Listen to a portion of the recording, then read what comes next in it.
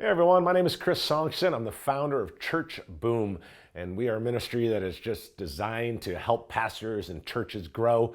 And if you ever feel like your church is stuck or just needs some help, man, that's what we're here to do. So reach out to us anytime. I want to talk to you for a moment about this statement of mission critical. One of the most important things when we're working with leaders and pastors is we find ourselves so busy with other things. If you're a leader, you're busy doing this and that, and your calendar gets full and it's a to-do list and all that. And then what happens is we don't spend time on the mission critical things, the 3 to 4 things that are really important that you spend most of your time doing. So I want to talk to you quickly about that, what it means to be mission critical. So there's kind of 4 circles, if you will. If you look at the outside circle, it says external.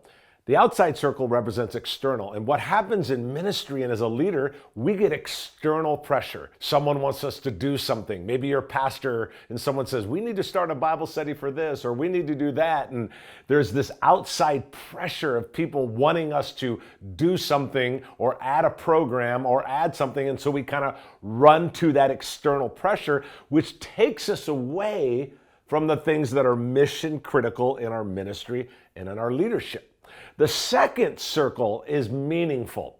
As a pastor or leader, there's a lot of things that you do that are meaningful. Maybe you love doing weddings because you love being a part of people's lives, or maybe you like counseling because of this, or maybe you're just so relational that you just love hanging out with people. But what happens, even though those things are meaningful, what happens is they pull us away, especially if you're the lead pastor, they pull us away from what is mission critical. So they're meaningful and they're good and they're godly and they're right. They're not mission critical. And then you kind of come to that third part of the circle, and that is highly important. There are things that we do that are highly important, things that are necessary. But the thing is, as you grow as a leader, and especially if your church is growing and you're the lead pastor, you got to be careful not to spend all of your time in what is just highly important. It still needs to get done. It just doesn't mean that it needs to get done by you. You have to spend your time on that final part of that circle, that little part of that circle, mission critical. What are the 3 or 4 things that are just mission critical for the church to move forward, for the organization to move forward, for you to move forward? What are the things that you need to be doing? You know, you think of like an airport. You know, if you've ever been to the LAX airport, it's jam-packed, thousands of people. And if you were to say there's 15,000 people there, bathrooms are really important, okay?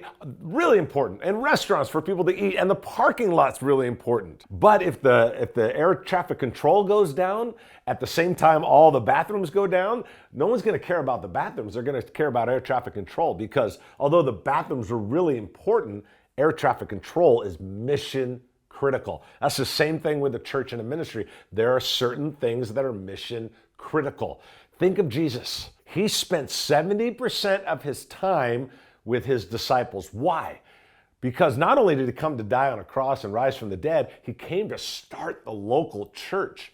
And if he didn't spend all his time, or at least 70% of his time, with the disciples, then we wouldn't have the local church, because they were the ones that launched the local church. So Jesus had a lot of people pulling at his time and wanting to do things, and he had to say no, or at least disciples had to say no for him. But he had to say no to all those things because he had to spend time on what was mission critical. So here's my challenge to you. Figure out what's mission critical for you. What are the things that you need to stop doing? What are the things that you need to spend less time doing?